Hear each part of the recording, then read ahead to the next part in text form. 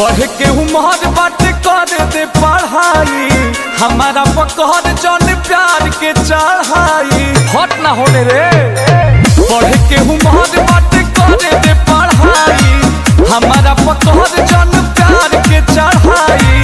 हमके बिगड़ बेटे कारी करे जा सुना हम कुआर मांगे तू कुआर चलो गरदा कबार।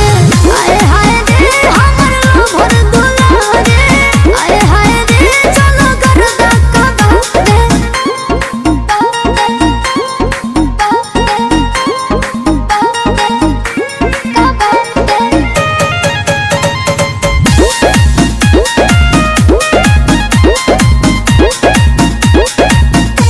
खेले के